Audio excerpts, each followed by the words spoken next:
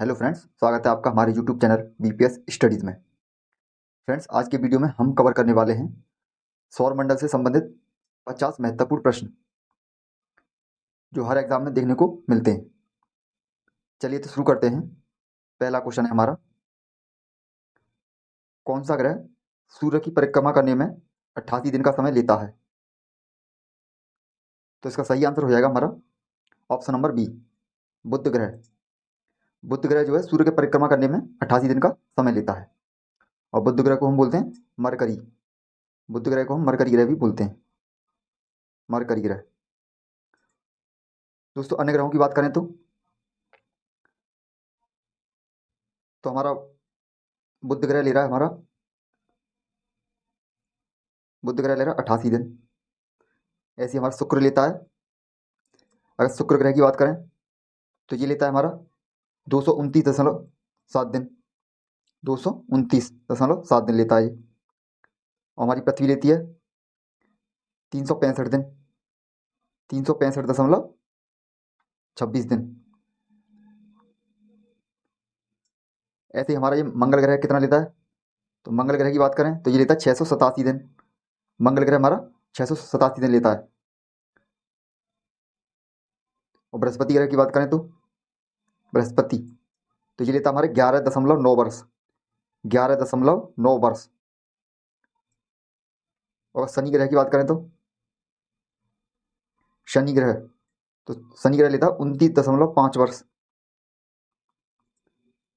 इसी तरह से अरुण ग्रह की बात करें तो अरुण तो ये लेता है हमारा 84 वर्ष। 84 वर्ष।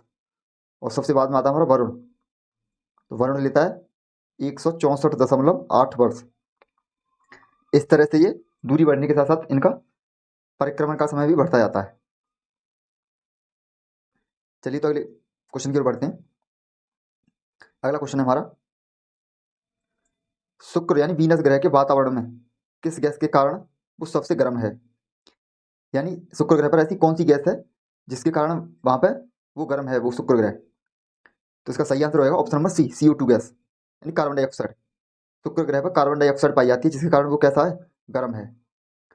और शुक्र ग्रह को हम गर्म ग्रह भी कहते हैं, गर्म ग्रह या फिर चमकीला ग्रह, चमकीला ग्रह। और शुक्र ग्रह जो है पृथ्वी के हमारे सबसे पास का ग्रह है, ठीक है। शुक्र जो है सबसे नजदीकी ग्रह है पृथ्वी का।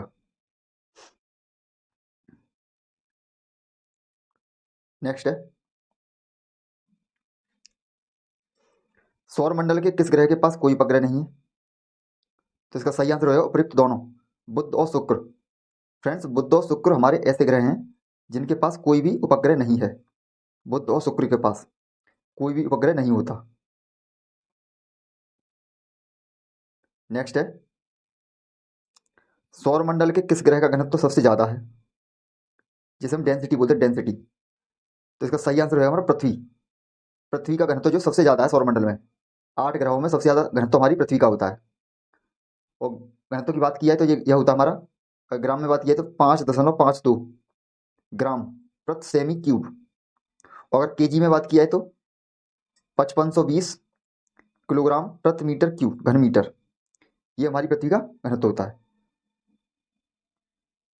और बात की जाए तो हमारी पृथ्वी को नीला ग्रह भी बोलते हैं। हमारी पृथ्वी को क्या बोलते हैं? नीला ग्रह, यानी ब्लू प्लेनेट। ब्लू प्लेनेट, इसे हम ब्लू प्लेनेट भी बोलते हैं। और हमारी पृथ्वी ही एक ऐसा ग्रह है जिस पर जीवन संभव है, जीवन संभव है। चलिए तो बढ़ते हैं अगले क्वेश्चन की ओर। सूर्य में मुख्यतः कौन सी गैस पाई जाती है? तो इसका सही आंसर होगा उपयुक्त दोनों, यानी हाइड्रोजन और हीलियम। हाइड्रोजन और हीलियम। हाइड्रोजन का प्रतीक H होता है, हीलियम का He। तो ये दोनों गैसें सूर्य में मुख्यतः पाई जाती हैं।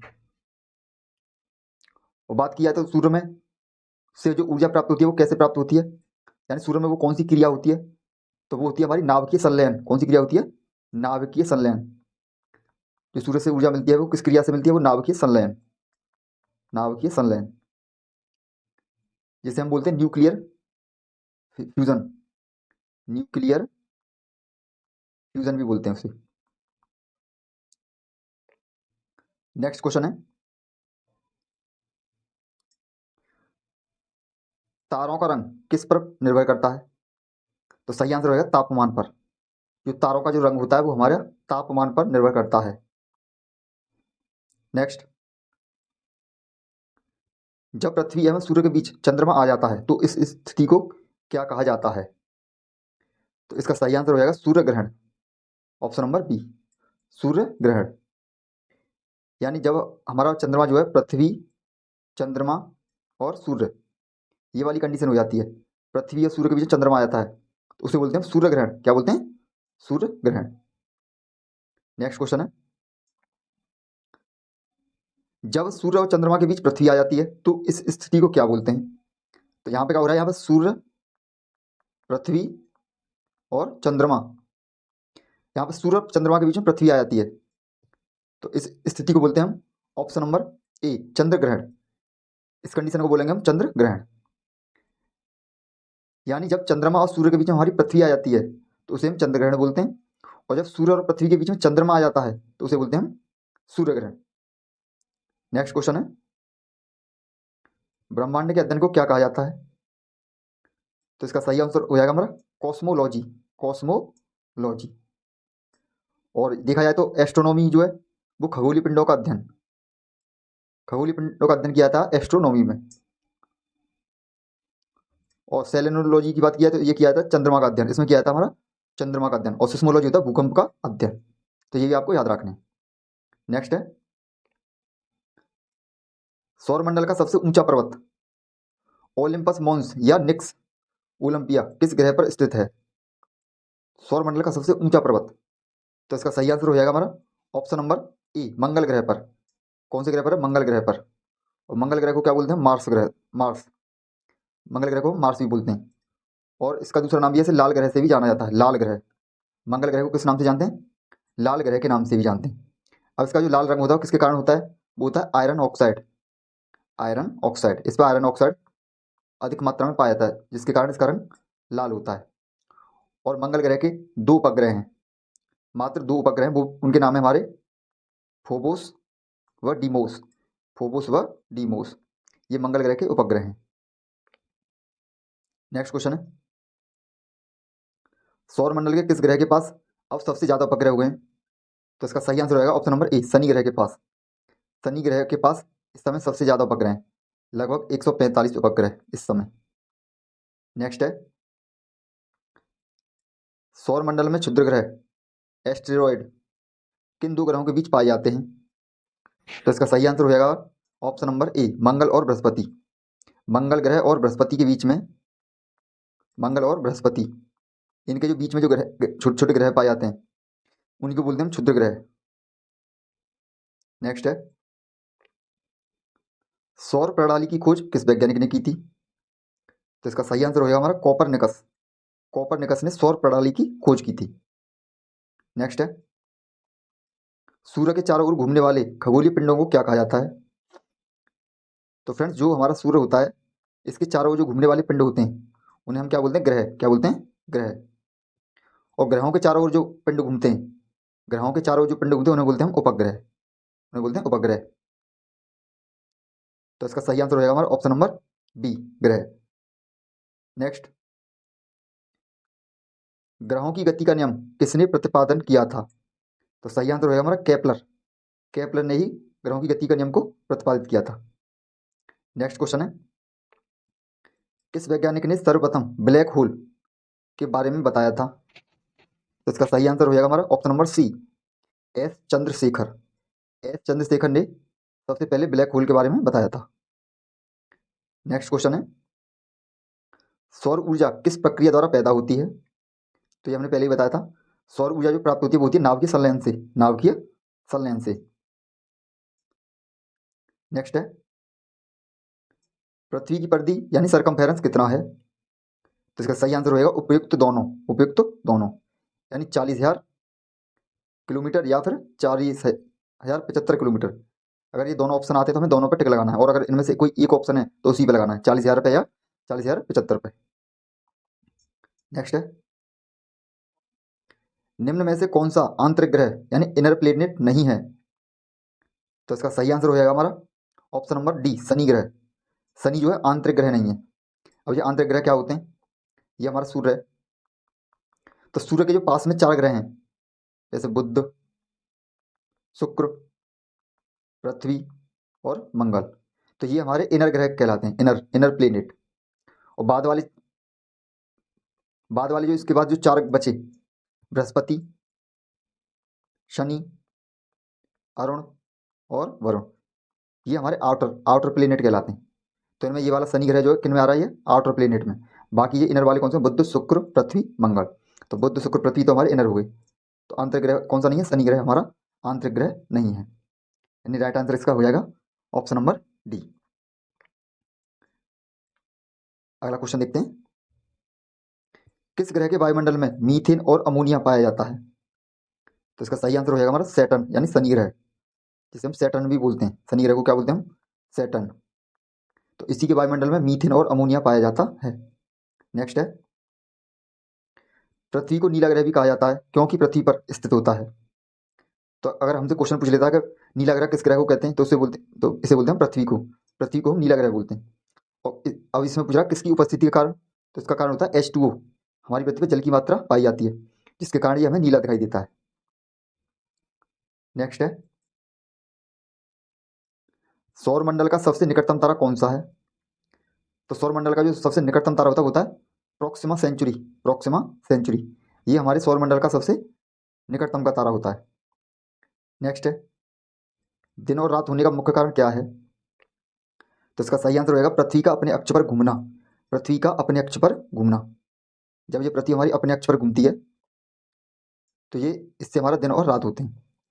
और इसकी डायरेक्शन की बात की जाए तो हमारी पृथ्वी जो है पश्चिम से पूर्व की ओर घूमती है। पश्चिम से पूर्व, इसकी जो घूमने की दिशा होती है पश्चिम से पूर्व। तो इसका आंसर हो जाएगा हमारा ऑप्शन नंबर ए। नेक्स्ट है, किस ग्रह की अपने कक्ष से सूर्य से अधिकतम दूरी को क्या कहते हैं? यानी किसी ग्रह की अपने कक्ष से सूर्य से अधिकतम दूरी को क्या बोलते हैं? जैसे मान लें ये हमारा सूर्य है। अब जो हमारे ग्रह होते हैं वो कुछ इस तरह से चक्कर लगाते हैं, परवलयाकार। तो एक कंडीशन ऐसी आती है कि कोई भी ग्रह सूर्य के ज़्यादा पास में होता है, और एक कंडीशन में सूर्य से सबसे दूर होता है वो ग्रह। तो जिस समय उसकी दूरी अधिकतम होती है सूर्य से, उसी दूरी को बोलते हैं अपसौर, यानी ऑप्शन नंबर ए, अपसौर। और जब सबसे पास में आ जाता है वो सूर्य के, जिस कंडीशन सबसे पास में होता है, उसी को बोलते हैं उपसौर। क्या बोलते हैं, उपसौर। और जब से सबसे दूर होता है, यानी अधिकतम दूरी पूछी गई यहाँ पे, तो उसे बोलेंगे अपसौर। तो ये आपको याद रखना है। नेक्स्ट है, किसी ग्रह की अपने कक्ष से सूर्य से न्यूनतम दूरी को क्या कहते हैं? अब ये न्यूनतम दूरी वाला आ गया, अभी बताया था हमने। जैसे हमारा ये सूर्य है, ऐसे कोई ग्रह चक्कर लगा रहा है। अब मान लो ऐसी कंडीशन आई गई, ये सबसे पास में आ गया, तो यही दूरी कहलाएगी हमारी उपसौर। क्या कहलाएगी, उपसौर, यानी ऑप्शन नंबर बी। नेक्स्ट है, मंगल ग्रह को लाल ग्रह कहा जाता है क्योंकि इसकी सतह पर पाया जाता है।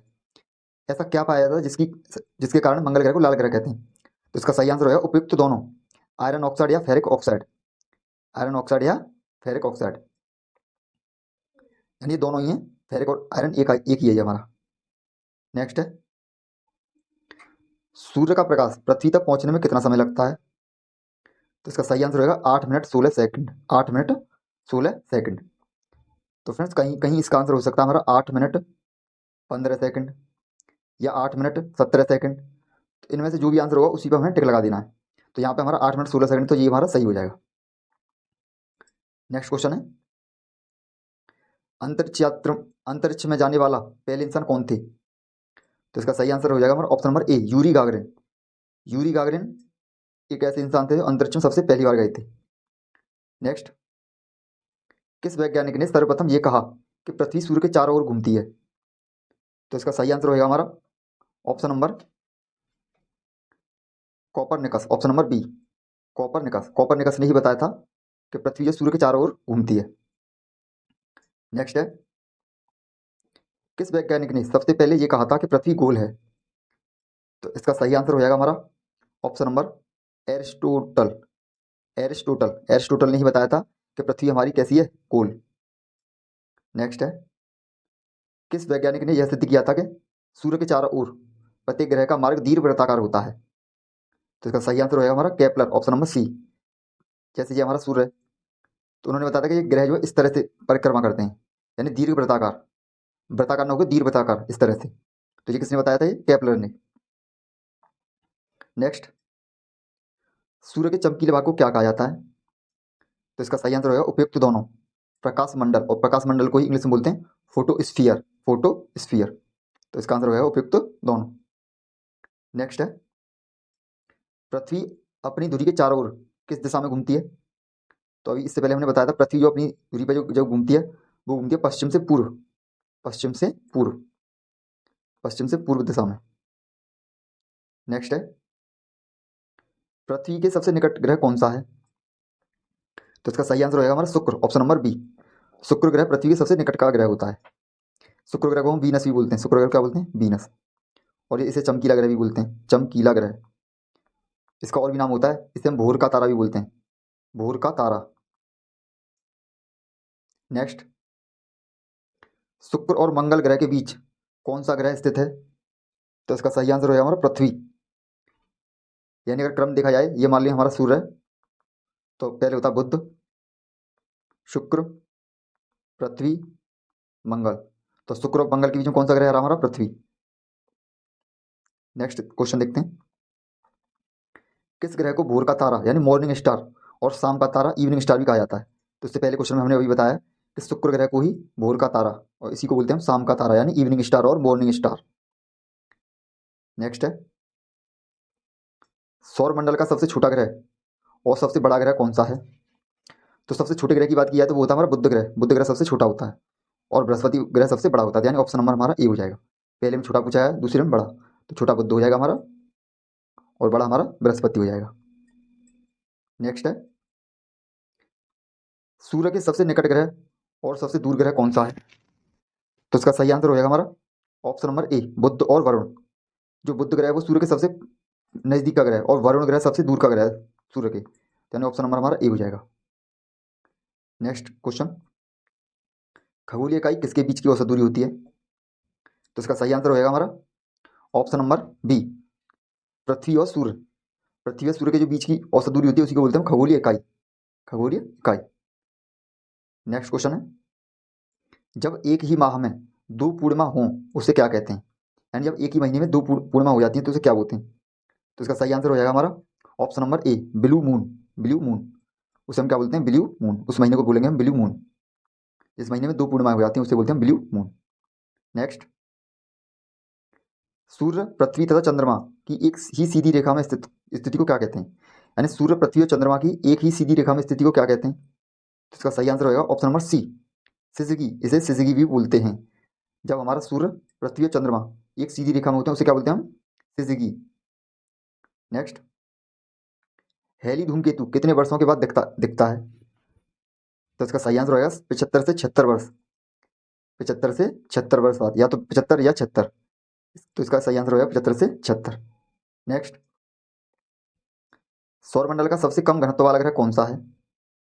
तो इसका सही आंसर होगा हमारा शनि, ऑप्शन नंबर ए। यानी शनि ग्रह जो होता है उसका घनत्व सबसे कम है, जिसे हम सैटर्न भी बोलते हैं, सैटर्न।